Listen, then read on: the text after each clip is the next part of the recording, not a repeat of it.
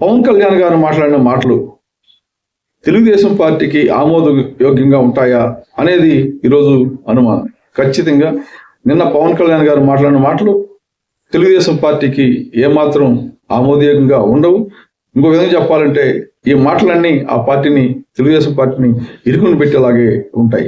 Telugu Desam party రాజకీయాలు 4 దశాబ్దాల పైగా రాజకీయాలు చేస్తున్నప్పటికీ మతం పట్ల ఒక స్పష్టమైన అవగాహనతోనే తెలుగుదేశం ఉన్నట్టు అనిపిస్తుంది. ఎప్పుడు మతాన్ని ప్రాతిపదిక చేసుకొని ఈ ఎలక్షన్ రాజకీయాలు చేయాలని తెలుగుదేశం పార్టీ అనుకోలేదు. తెలుగుదేశం పార్టీ మతానికి ఊతమిస్తే, మత రాజకీయాలకు ఊతమిస్తే ఏమవుతుందో తెలుగుదేశం పార్టీకి బాగా తెలుసు, చంద్రబాబు నాయుడు గారికి బాగా తెలుసు. అందుకే మతం విషయంలో చంద్రబాబు నాయుడు గారు చాలా జాగ్రత్తగా వ్యవహరిస్తూ వస్తుంటారు.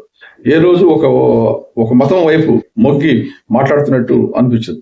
ఇటీవల కాలంలో ఎప్పుడైతే పవన్ కళ్యాణ్ బీజేపీతో కలిసిన ఈ ఎన్నికల తర్వాత, ఎన్నికల నుంచి కొద్దిగా మతానికి సంబంధించిన ప్రస్తావనలు చంద్రబాబు నాయుడు కూడా ఎక్కువ చేస్తూ ఉండొచ్చు. కానీ గతంలో ఆయన ఎప్పుడు అసలు చాలా జాగ్రత్తగా ఆచితూచి మాట్లాడతారు. వాస్తవం ఇప్పుడు కూడా చంద్రబాబు నాయుడు గారు మతం అనే మాటలు వచ్చేసరికి ఆచితూచి వ్యవహరిస్తుంటారు. ఎందుకంటే ఈ సమాజంలో అన్ని మతాలు, కులాలు సపోర్ట్ లేకపోతే ఒక పార్టీ అధికారంలోకి రావడం చాలా కష్టమైన పని. ఈరోజు పవన్ కళ్యాణ్ చేసిన వ్యవహారానికి మొత్తం తెలుగుదేశం పార్టీలో టెన్షన్ మొదలైంది. ఏమి చేయాలో, ఆయన్ని ఎలా నిలువరించాలో అని తెలియకుండా ఈరోజు ఆందోళన చెందుతున్న పరిస్థితి ఉంది.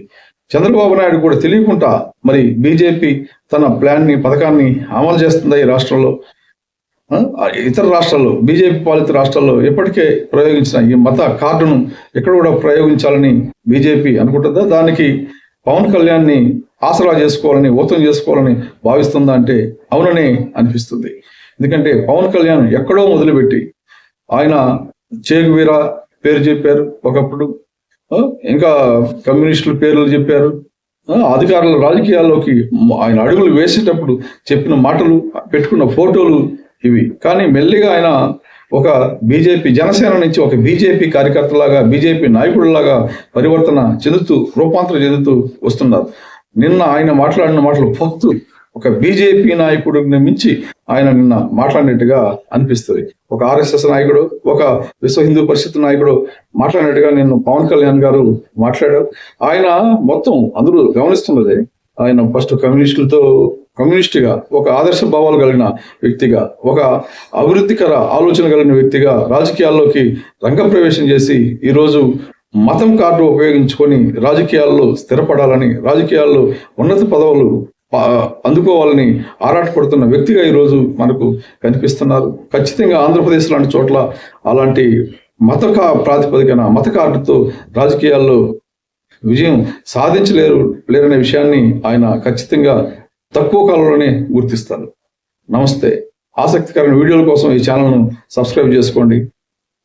అలాగే 10 మందికి షేర్ చేయండి. నమస్తే.